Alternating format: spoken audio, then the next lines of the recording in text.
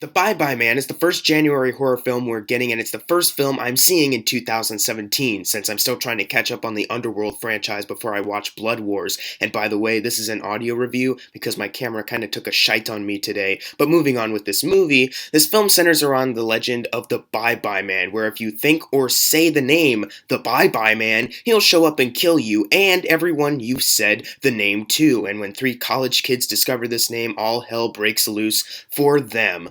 Now, I didn't really have much anticipation for this movie since it is a January horror film after all, and the distribution company behind this movie, STX Entertainment, hasn't always treated me so, kindly. The only thing I was really looking forward to was Doug Jones, aka Abe Sapien from Hellboy, playing the Bye Bye Man, and that the concept was actually kinda neat.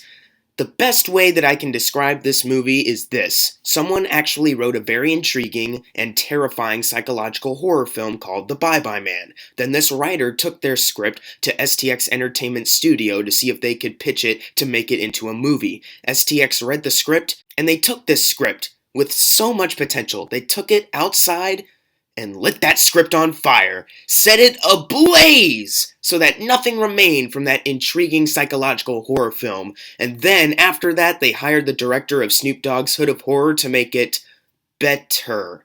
In case you couldn't tell, this is a terrible movie. Yet again, January has offered some massive bullcrap for audiences to watch and be scared by. The only scary thing about this movie was that it actually got made and released in over 2,000 theaters. Well, that, and I was scared because the audience was slightly annoying, but we're not going to focus on that right now. We're forced to follow this character named Elliot, who's actually played by the guy who was in the first Ouija movie. I guess low-budget, horrendous horror movies are all in this guy is going to be in. And let me tell you something, his horribleness in this movie outdoes how horrible he was in Ouija. As soon as he reads a paper saying, "Don't think it, don't say it," over and over again, he finally saw the name, the Bye Bye Man, and in the very next scene, he says the name out loud. It also doesn't help that he said this during a seance scene. Oh, hey, he's sitting at a table surrounded by other people, like, Ouija. There's also a scene where he needs to explain something to this cop character played by Trinity from The Matrix, aka Carrie-Anne Moss, who's really phoning it in this movie, by the way. I mean, the interrogation room set looks like it was ripped right out of Jessica Jones. I bet she didn't even leave that set when she was trying to make this movie. He doesn't want to say or think of the Bye Bye Man's name, so he doesn't want to explain anything to her, and instead offers an out-of-nowhere metaphor as to why he can't say anything, and then Trinity just lets him leave? I mean, I don't know about you, but if I was a cop and this dude just said some strange excuse as to why he can't explain anything, I wouldn't let him leave. Also, he didn't even need to say said strange metaphor. It was a situation that was so easy to explain that he didn't even need to mention the Bye Bye Man to explain it. So when he started this strange excuse, I was rolling my eyes constantly. By the way, in the trailer where he rolls his eyes into the back of his head, not in the movie. So, I don't know. I don't know why they put that there, just to make audiences want to go see it, I guess. Elliot's girlfriend is also pretty terrible in this movie. Not only is she hiding an obvious accent, and I say obvious because there's one scene where I could clearly hear it, but her acting is on the same range of any porno actress. But then again, so is this guy's acting, but we'll get to him in a second. Throughout the movie, though, she's sick, and there's one moment where she has to sneeze, and it's the worst fake sneeze I think I've ever heard in any movie ever. It is so laughable and sad. And now this guy, John, Elliot's best friend, who may or may not have the hots for his girlfriend for some reason, and how they bring this up in the movie is the most lazy and contrived way of doing it, that eventually they turn on each other, but they don't want to turn on each other. They're trying to help, but they still want to turn on. It's stupid, pretty much.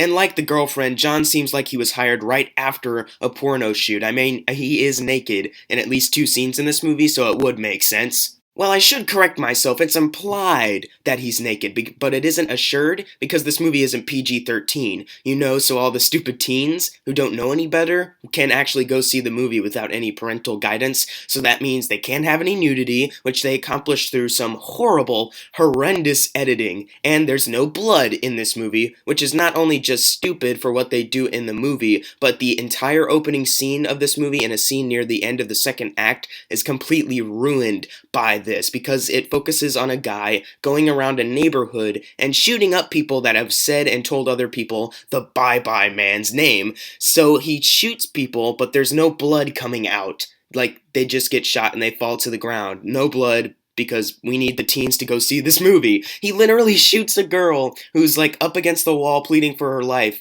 and he shoots her, and she falls to the ground, and we see a crack in the wall where I guess the bullet was, but there's no blood anywhere. It's so dumb. And now for me, the most disappointing thing about the whole movie, the Bye-Bye Man himself. Now I will admit, there's one singular shot involving the Bye-Bye Man that was actually pretty effective, and it's arguably the only scary and surprising thing in the entire film. But for the rest of the movie, he kind of just stands around, slightly turns, swaying about. He can walk towards people, but not really. He'll just disappear in a second, and he can point with his really weird makeup fingers. Oh, and he also has a dog, and it's some of the worst CGI I've ever seen, even for a frickin' horror movie. I like Doug Jones, as I mentioned in the beginning of this review, but his talent was really put to waste here. I could see a movie with the Bye-Bye Man's character working, but this movie literally wastes any potential it could have had. And this leads me to the other worst thing about this film, the actual scares. Guess what? It's all jump scares. Are you really that surprised? The Bye-Bye Man really only stands, I can slightly point at people, and there's one scene where he literally just chair hops in a really stupid library research scene that is... the amount of awfulness in that scene it's unspeakable, honestly. There's also a really dumb horror scare with the dog. Like, there's a wallpaper in the hall, and one tiny image turns into the dog's head, and it looks to the audience. But there are no characters looking at it in the hallway, so it's really just a scare for the audience, but that doesn't make any sense. Oh, and the dialogue in this movie, it's some of the worst dialogue I think I've ever heard. There's a scene where Elliot and his buddies are having a party, and jocks go outside and play baseball. Elliot goes up to his room, all alone, and says, "Why do jocks always want to play sports, even at a party?" And I remind you, he was all alone when he said this. Yet he said it like he was trying to talk to someone. Oh wait, I get it. He was trying to talk to the audience. He was trying to let them know that everyone was outside and he was all alone in the house, so something spooky could possibly happen.